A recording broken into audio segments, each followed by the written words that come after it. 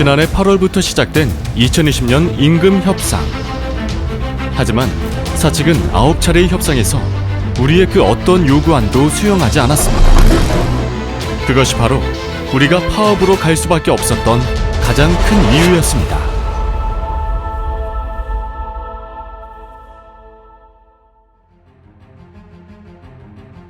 이런 것도 있었는데 첫째 두려움이 더 많았겠죠. 아무래도 롯데케미칼은 96년 10월 달에 입사해가 지금 롯데 정밀로 2020년 10월 달에 정배로 왔습니다. 케미칼 있을 때는 제가 노조가 있구나 이런 노조는 생각은 보긴 봤는데, 근데 여기 오니까 아직까지 여기는 이런 투쟁을 하는구나 이런 게 있어가 좀 새로운 느낌은 받았어요. 특히 우리나라에서 파업을 한다라고 하는 건 뭐 굉장히 이제 노동조합이 파업을 많이 하는 나라인 것처럼 비춰지고 있지만 실제로는 쉽지 않은 결정이고, 또 이 파업이 합법 파업으로 가는 길은 또 굉장히 어려운 길이어서 사실 저는 이 파업에 대해서 설명을 드릴 때 합법으로 가는 길은 수많은 허들이 있다라고 표현을 하거든요. 그 허들 하나하나를 넘어가야만 그 사이에서 한 번도 넘어지지 않고 넘어가야만 합법 파업으로 끝이 난다. 준법 투쟁을 위한 첫걸음은 지난해 12월 지방노동위원회를 통한 노동쟁의 조정 신청이었습니다. 하지만 10일간의 조정 기간에도 전혀 변화를 보이지 않았던 사측. 이에 맞서 힘겨운 투쟁을 이어가고 있었던 그때 가장 큰 힘이 된 건 조합원 여러분의 소중한 한 표였습니다. 이번에 뭐 정의행위 투표도 보면 95.4% 정도 나와가지고 다들 다 한번 해보자는 그런 하나의 단결 힘이 있었습니다. 그 투표 결과는 굉장히 놀라웠거든요. 파업에 사실 돌입한다라고 하는 것은 조합원님들의 대단한 결정이신 건데요. 그 결정을 하시고 실제로 실행하시는 그 준비 과정에 그 함께 하신다라고 하는 건 그냥 뭐 어느 날 갑자기 딱 마음이 들어서 그렇게 되는 게 아니라 그 전 과정들이 있었던 거죠. 여기까지 오기까지 교육도 있으셨을 거고, 또 함께하는 시간들도 많이 가지셨을 거고, 이 노동조합과 함께 어떤 토론하거나 이야기하거나 또 어떤 소통하는 여러 가지 장치들이 저는 있었을 거라고 봅니다. 노동조합 50년 역사에서의 첫 파업. 그만큼 주위의 걱정도 컸습니다. 코로나 상황인 것도 사실은 그 우리 협상에 유리하지 않은 국면이었다라는 거죠. 이런 상황에서 임금 교섭 때문에 파업을 한다라는 게 또 어떻게 비춰질까라는 걱정도 했었고요. 가지고 또 공부를 많이 했죠. 실제적으로 이번 기회에 또 어떻게 참 이래 정의한다 파업 선순을 쭉 하나하나 짚어 넘어가면서 진짜 우리 불법 안 하고 법 테두리 내에서 정정당당하게 할 수 있다는 걸 이번에 많이 느꼈습니다. 실제적으로 고려한다는 것은. 그리고 지난해 12월 24일 쟁의대책위원회의 투쟁지침 1호 공포를 시작으로 혹독한 추위 속에서 이뤄진 우리의 현장 투쟁이 본격화되었습니다. 계속 지금 울산에서 무슨 일이 벌어지고 있을지 막 머릿속에 상상이 되고, 또 이제 우리 룰다운을 시작하려고 합니다라고 하면서 한번 이렇게 밤에 그 행진하신 적이 있어요. 공장 쪽으로. 그거 사진을 보고 했었는데 제가 두근거려가지고 밤에 잠이 안 오더라고요. 그럴 만큼 사실 같이 있는 느낌이었어요.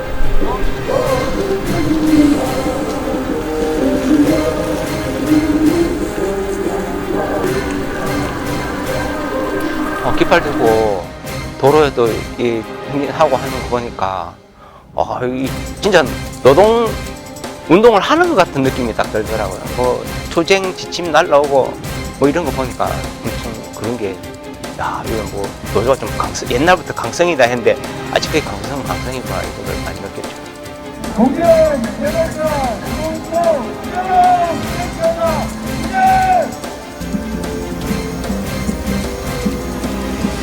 나는 그 투쟁할 때 날이 엄청 추웠거든요. 그래서 제가 안면은 잘 없지만 제가 자전거 타고 오거나 차 타고 올 때 보면 아침 새벽부터 와가지고 뭐 핫팩도 나눠주고 유인물도 주고 이러는 거 보니까 엄청 고생을 하더라고요. 그런데 보면 저도 이렇게 노조 닷새 돈 담은 몇 푼이라도 받아주려고 고생하는 거 보니까 화이팅도 좀 속으로 화이팅도 많이 해주고 그리고 좀 잘해줬으면 좋고 고맙겠다 이런 생각도 많이 했죠. 그리고 쟁의대책위원회의 투쟁지침 3호가 발령된 지난 1월 18일 우리는 마침내 로드다운이라는 초강경 쟁의 행위에 돌입하기로 결의했습니다. 상김대원 동지 여러분 함께 갑시다. 기필코 승리하겠습니다. 투쟁! 투쟁! 투쟁! 또 우리 조합원들한테 큰 짐을 덜어주기 위해 가지고 또 제 손으로 하는 게 안 낫겠나 싶어서 우리 쟁대위에서 그래 의논을 하면서 제가 좀 선분에 서가지고 하겠다, 먼저 내려오겠다, 뭐 탑값보다 우리 가가 저 편하지 않겠나 그런 의미에서 제가 먼저 자청했습니다. 그렇게 해서 가장 먼저 로드다운에 돌입하게 된 곳이 바로 HEC 공장. 1월 21일 날 HEC 공장을 로드다운을 했는데 HEC 공장은 참 저한테는 큰 의미가 있습니다. 제가 이 공장을 옛날에 멜라민 공장 부지였는데 제가 멜라민 공장을 이거 철거하는데 제가 한몫을 했습니다. 하고 그 위에 HEC 공장을 같이 지을 때 또 같이 건설을 같이 했습니다. 그때부터 지금까지 쭉 오면서 우리가 앞으로 이 공장을 발전을 시켜야 되는데 참 제 손으로 이번 쟁의한다고 해서 이 로드다운 할 때 그날 21일 날 23시였습니다. 가슴이 너무 아팠습니다. 이렇게 로드다운을 제 손으로 한다 그런 것은 참 저로서는 한쪽으로는 마음이 아팠지만은 또 그 아픈 마음을 또 우리 조합원들이 아마 알 거라고 생각합니다. 평생을 몸담은 공장의 로드다운. 이를 지켜보는 조합원들의 심정은 또 어땠을까요? 처음에는 뭐 여도 뭐 롯데니까 똑같겠지 롯데케미칼하고 별 수 있겠나 저 앞에 롯데케미칼은 임금협상을 동결했다 하니까 뭐 그 수준으로 안 가겠나 이 생각을 했거든요. 근데 오니까 뭐 로드다운하고 하겠다 이러니까 뭐 저는 안 할 줄 알았어요 처음에. 근데 로드다운 20% 하고 이러니까 왠지 투쟁하는 느낌이 들더라고요. 혹독한 추위 속에서도 연일 계속되었던 파업. 우선은 집행부의 의지가 첫 번째겠죠, 그죠? 그리고 연대에 대한 어떤 신뢰도 분명히 있을 거고, 제일 중요한 거는 조합원 동지 여러분들과 현재 처해 있는 상황에 대한 그 공감대를 형성하면서 집행부가 판단을 하고 믿고 한 길로 갔다는 게 그게 저는 제 개인적으로 봤을 때는 가장 큰 의미가 있는 것 같습니다. 이렇게 쟁의 파업 준비하신다라고 하셨을 때 뭔가 이번에도 뭔가 끝을 보시려고 하시는 게 있겠구나 싶어서 사실 그 믿음이 있었고 저는 제가 교육하면서도 굉장히 많이 감동을 받았었어요. 그 온라인 교육임에도 불구하고 굉장히 집중도도 높으시고 또 이렇게 끄떡끄떡 하시는 거 보면 제가 알잖아요. 되게 이 어떤 그 신뢰관계가 이미 이렇게 쌓여져 있는 관계여서 그래서 이 파업이 다른 파업에 비해서 다른 어떤 노동조합에 비해서는 조금 더 잘 진행되겠구나라는 예상을 했었습니다. HEC 공장이 로드다운된 그 다음 날 사측의 긴급 요청으로 이뤄진 제12차 임금 협상 그리고 44시간의 마라톤 협상 끝에 비로소 2020년 임금 협상 잠정 합의안을 마련할 수 있었습니다. 냉철한 말로 끝까지 투쟁합시다. 투쟁! 투쟁! 이번에 우리 고용안전 협약서에서는 참 제가 제일 듣는 거는 사측에서 신규 사업 투자를 확대해가지고 고용 창출을 한다고 약속을 받았습니다. 다 들어막아야 된다라고 얘기하는데 그것이 이제 화학 공장의 특성상 그렇게 막아서 안 되는 것에 그거에 맞추면서 일정 부분 전술적인 파업이라는 것이 그러니까 그 어느 라인을 생산량을 좀 다운시킨다는 거. 이게 우리가 교과서적으로 배웠는데 실천하기는 정말 어려운 거였어요. 그걸 해내더라고요. 네, 그걸 해내면서 그걸 또 따라주는 조합원들. 결국 그런 점에서 이제 그 서로가의 이제 상생의 관계를 깨지 않으면서 교섭력을 높이는 그런 쟁의 전술을 했다는 거에 대해서도 그것도 제가 감탄하는 그런 겁니다. 진짜 우리 그 롯데정밀화학 지도부도 그렇지만은 조합원들도 멋진 분들입니다. 고용안정협약서에 이어 또 하나 가장 큰 성과로 손꼽히는 것은 사회 불평등과 양극화의 대안으로 주목받고 있는 상생협력연대기금 조성에 관한 건입니다. 우리가 원래 임금 협상하기 전에 첫째 목표가 상생기금을 조성을 하여 뭐 우리 임금 안 받아도 된다고 생각하고 그 1차 목표가 그거였습니다. 상생인데 집행부가 그 어떤 타협점을 본인들의 어떤 양보 교섭과 가까운 그런 것을 받아들이면서도 방향을 정말 그 직영 노동자들보다 어려운 사내 협력업체 이분들을 위한 사내 협력업체 이분들을 위한 상생 협력기금 뭐 그런 형태로다가 돌려서 그거에 대한 성과를 얻어냈다는 거. 그거는 집행부가 그렇게 방향을 간 것도 놀랐고 그것을 받아들인 그 조합원들 선택에 대해서 저는 정말 감동했어요. 쟁의를 이제 결의하시고 이런 과정 속에서 근데 임금을 동결하시고 또 그 상생연대 기금으로 이거를 회사랑 합의를 하셨다라고 했을 때 아 정말 그 요즘 시대에 맞는 노동조합이 아닐까라는 또 생각을 했습니다. 그냥 우리 임금을 몇 프로 올리자 이걸로 결론을 내는 것이 아니라 먼 미래를 보시는 거잖아요. 장기적인.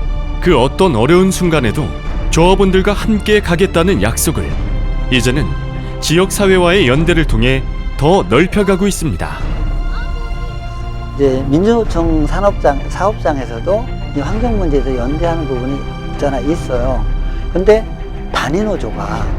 단위노조가 이렇게 직접적으로 나서서 연대 활동을 직접 하는 경우는 롯데정밀화학이 첫 번째였고 롯데정밀화학이 길을 여니까 아 이런 길이 있구나 해서 작년에 다른 두 군데 노동조합도 우리한테 우리도 같이 연대할게 하고 제안이 들어왔어요. 그래서 그 첫 단추를 롯데정밀화학 노조에서 끼워줬어요.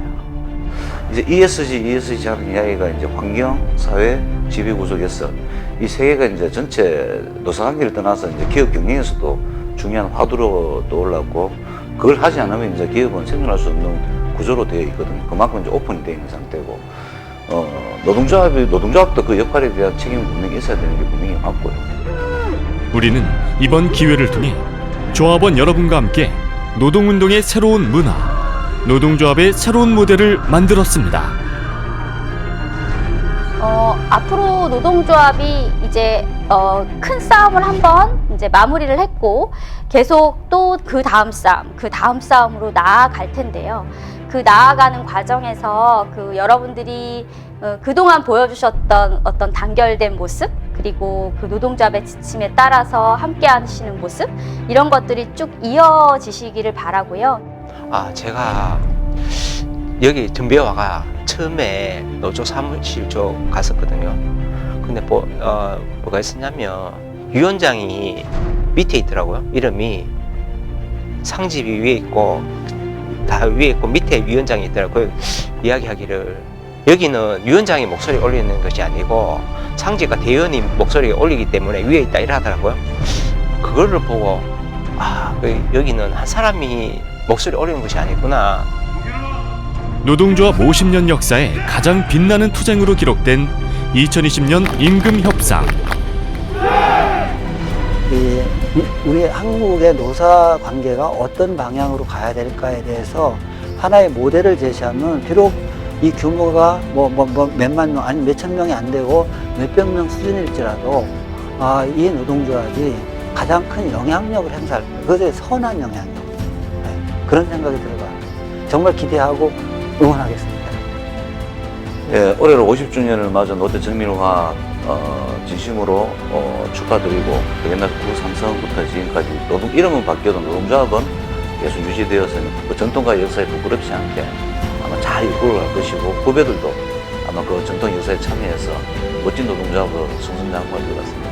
하여튼 올해 50주년 때 우리 조합원들이 또 단결된 모습으로 보여주면 끝까지 이 회사가 없는 날까지는 가지 않겠나 그런 생각이 듭니다. 우리의 지난 겨울은 유난히 매섭고 혹독했습니다. 그리고 2021년 봄, 지금 우리 롯데정밀화학 노동조합은 새로운 100년을 향해 달려가고 있습니다.